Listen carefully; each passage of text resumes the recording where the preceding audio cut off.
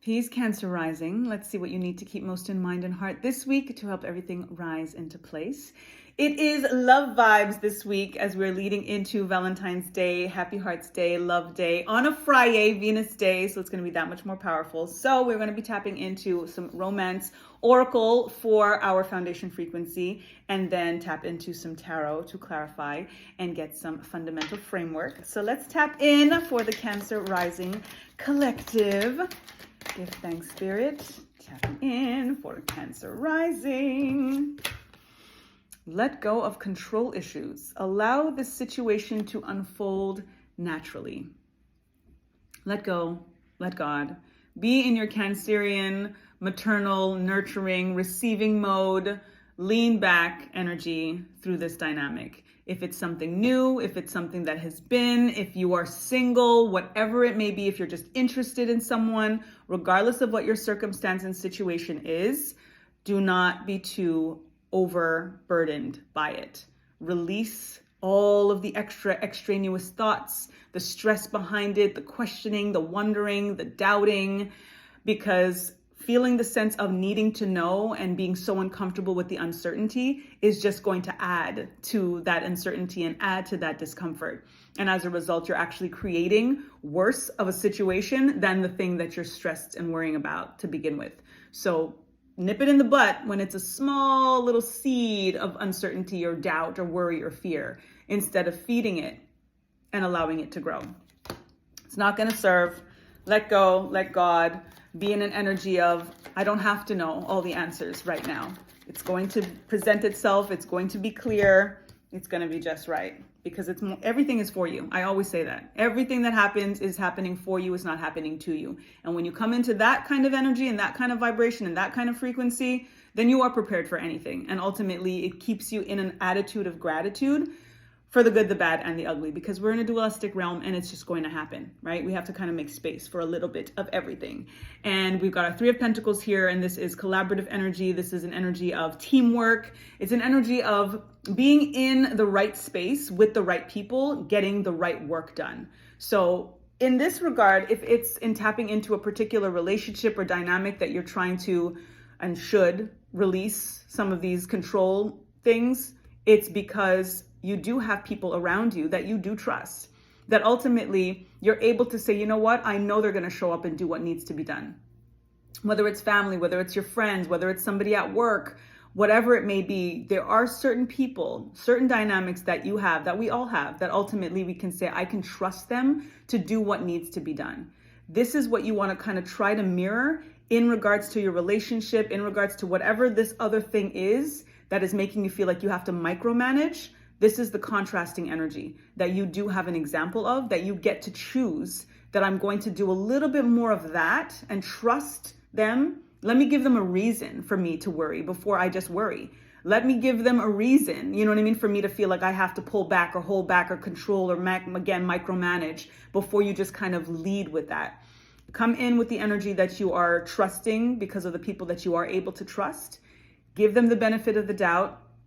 Because in that sense, too, you are also setting yourself up and the person and the dynamic and the situation to get worse if you are already coming in hot with this energy of, I know I have to watch this. I know I have to supervise this. I know I need to control this. I need to be in charge. I need to, right? Because then you're leading in with that, and the person ultimately energetically is going to feel that. And it also creates more doubt on their part, which is going to potentially create more of a chance for them to mess it up, right? So tap into that energy, because you have the example of what it looks like when you do let go and let God.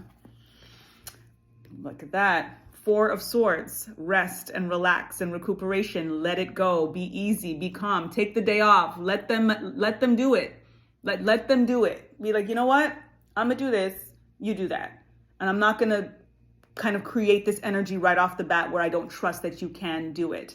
This energy of being able to stop for a minute, to rest, to recover, to let go and let God, again, gives them that opposite energy of they trust me. Okay, I really got to show up. Okay, I really have to do my best at this because they believe in me. That's the message that you want to give this particular relationship or dynamic or whatever it may be, the same way that you naturally give to the people that you are actually successfully building things or successfully have built things with. If you know who these particular relationships and dynamics and experiences are and how you manage them, how you managed yourself through that particular dynamic, you want to be able to mirror that as much as you can in the realms and in the relationships and the dynamics where you feel like you need to be in control and there's so much uncertainty and you just need to handle everything this particular way, my way or the highway. You want to find that balance or go the complete opposite route, because you have an example of what that looks like when you just trust somebody to do what they're meant to do. And when you can decide to say, I'm going to just sit this one out and let you do it. And if there's a reason, let me at least give them the reason to jump in, but don't right off the bat feel like you're going to just be the one to orchestrate everything. Chariot energy here confirming this. Stop for a second, slow down for a moment, right? Chariot is the fastest moving card in the deck. That's go, go, go. But when it's in the reversal energy, it's saying to kind of pull back. It's saying to hold up a minute, to be in a moment, not to say stagnation per se, but just not a full speed ahead. So this full speed ahead that you're kind of being warned to kind of pull back on a little bit is in regards to the control issues, in regards to micromanaging and being the one overbearing, very, very overbearing energy that you want to be mindful of.